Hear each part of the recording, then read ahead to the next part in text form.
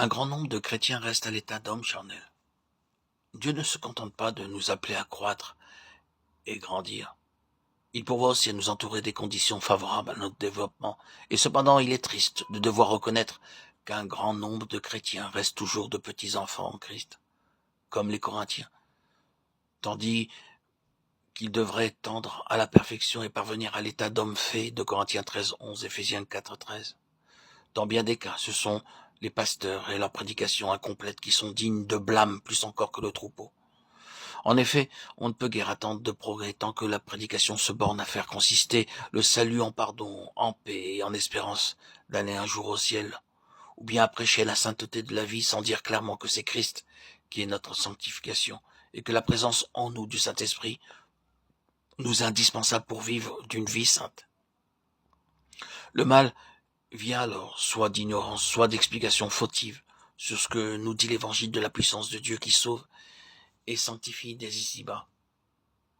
Dans d'autres cas, la racine du mal se trouve dans la répugnance des chrétiens renoncés au moi, à crucifier la chair.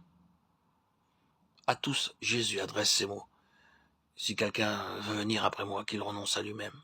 Matthieu 16:24. L'Esprit n'a envoyé qu'à ceux qui obéissent. Il ne peut faire son œuvre que dans le cœur de ceux qui veulent renoncer au moi et le vouer à la mort.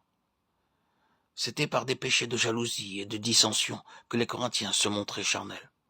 Quand les chrétiens ne veulent pas renoncer à l'égoïsme et à la colère, soit dans la vie domestique, soit dans le cercle plus étendu de l'Église ou de la vie publique, ils veulent conserver la liberté de donner cours à de mauvais sentiments ou de les excuser chez autrui, de juger le prochain ou de parler sans charité. Ils sont et restent charnels. Malgré toute leur connaissance, tout leur attachement aux formes de culte, malgré tout ce qu'ils font pour l'avancement du règne de Dieu, ils sont charnels et non spirituels. Ils attristent le Saint-Esprit de Dieu, et ils ne peuvent pas rendre le témoignage d'être agréables à Dieu. Le chrétien charnel ne peut pas saisir la vérité divine. Paul disait aux Corinthiens, « Je vous ai donné du lait à boire et non de la viande, car vous n'étiez pas en état de la supporter. Maintenant, même, vous ne le pouvez pas. » Il n'était rien dans ces enseignements qu'ils ne pussent saisir par l'intelligence, mais quant à saisir l'essence même de la vérité, pour en recevoir force et puissance, quant à la posséder et en être possédé de manière à saisir non seulement les pensées qu'expriment les mots, mais à en réaliser la force même. C'est là ce que le Saint-Esprit peut seul donner, et ce qu'il ne donne qu'à l'homme spirituel. Pour être éclairé et conduit par l'Esprit, il faut commencer par consentir à ce qu'il fasse mourir les œuvres du corps. Romains 8:13. La connaissance spirituelle ne vient pas de la profondeur de la pensée, mais d'un contact vivant, d'une union intime avec la vérité qui se trouve en Jésus et qui est une réalité spirituelle, une existence substantielle. Le Saint-Esprit enseigne en accommodant les choses spirituelles à ceux qui sont spirituels. 1 Corinthiens 2:13. Il fait saisir la vérité spirituelle à l'intelligence devenue spirituelle.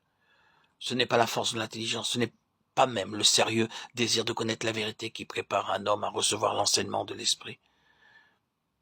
Il faut qu'avec une entière soumission, avec une obéissance, une dépendance complète, il attende de l'Esprit même la sagesse et l'intelligence spirituelle.